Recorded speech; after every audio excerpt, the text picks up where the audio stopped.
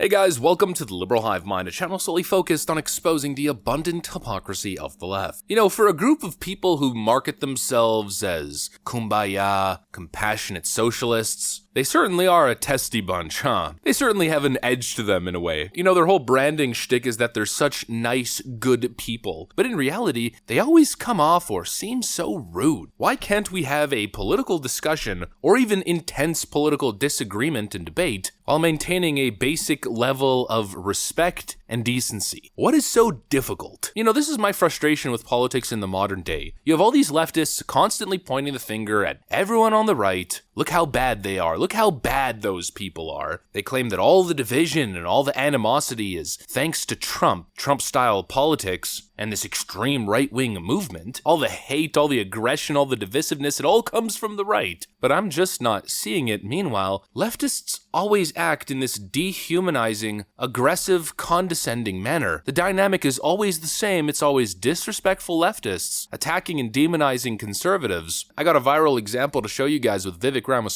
Honestly, you gotta give credit where credit is due. He's really, really good at dealing with these kinds of individuals. This isn't the first example of this. Let me show you guys exactly what I mean by that. We got some stuff to get into, so let's roll the tape. All right, folks, so just take a look at this clip from USA Today. Mr. Ramaswamy, thank you.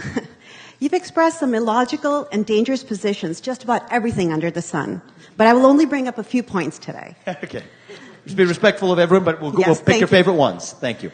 Just a few years ago, we all saw firsthand the disastrous results when a ruthless capitalist, a scam artist, a showman, and a liar with no public service experience became the president of the United States. Mr. Ramaswamy, you may be a millionaire, and you may know how to avoid paying taxes by incorporating companies in Bermuda, but let's talk about your lack of job qualifications. Yes, it's coming. Mr. Ramaswamy, if we American voters... Thank you. It's coming. We'll let her finish. We'll give her a chance to finish. Thank you. It ends with a question mark, though. Yes. Thank you. Yeah, thank you. Thank you. You will. Please, your thoughts now. Thank you. Okay. I appreciate that. Before you answer. I want to answer that, yeah.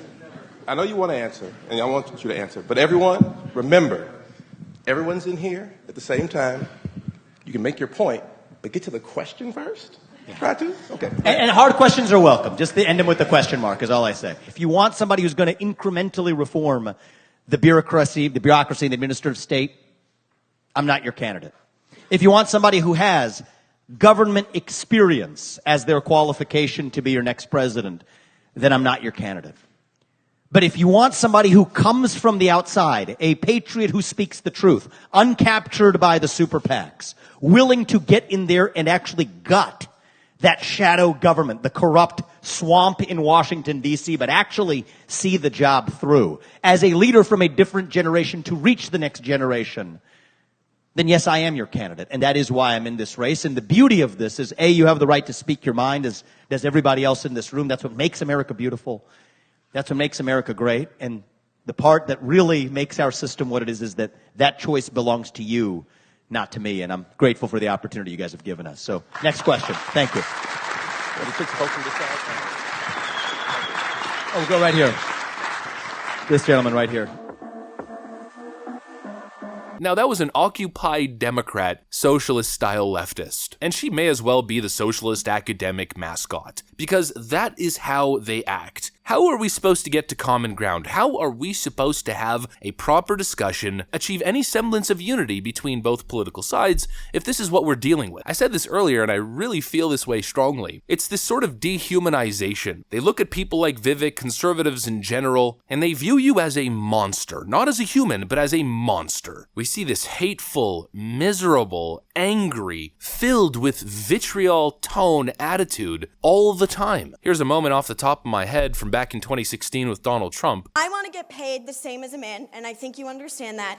So if you become president, will a woman make the same as a man, and do I get to choose what I do with my body?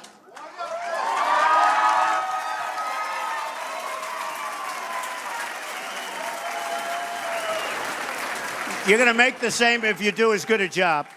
You're going to make the same if you do as good a job, and I happen to be pro-life.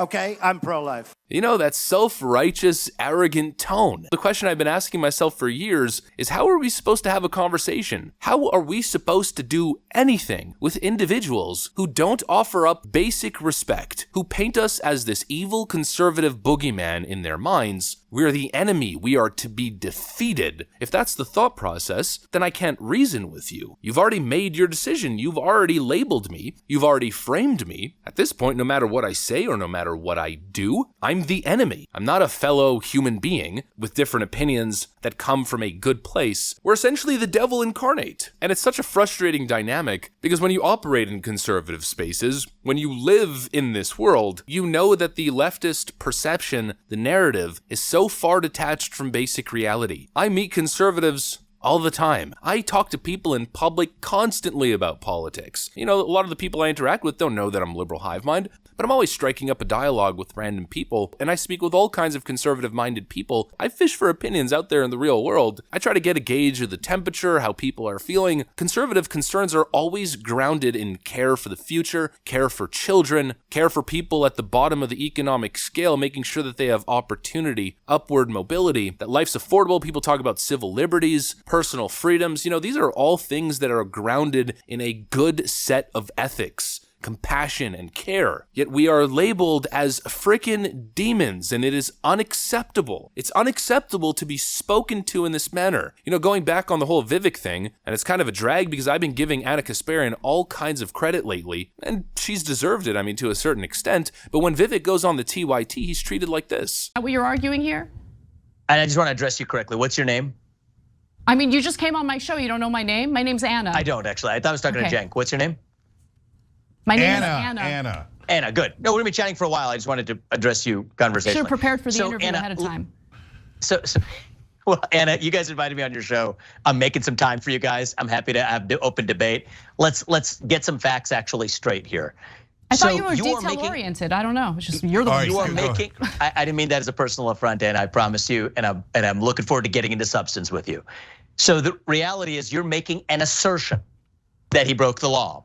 And then everything that you're doing is working backwards, making a legal judgment on a complex legal theory that has never been brought against a defendant in American history. So that's a circular reasoning. It's a circular loop. No. You know, it's unacceptable to treat somebody like that just because they're a perceived political enemy. Left-wingers are not your enemy. And if you're a left-winger, right-wingers are not your enemy. You know who your enemy is? The corporate, elitist political class that seeks to subjugate you, that seeks to control you, that seeks to suck you for everything that you're worth, and that slowly but surely chips away at your personal freedoms, your civil liberties, and constitutional rights. It's a common foe, but people have been brainwashed, they've been psyoped to believe that Joe and Mary from next door with the Trump flag outside their home, they're the enemy. It's wrong and it's unsustainable, and I don't know where it's gonna lead us. You know, whenever I think about a concept, I like to reduce it in scope and size. Back when I was studying to become an engineer during my little academic phase, whenever I was faced with a problem in physics, the easiest way for me to understand that problem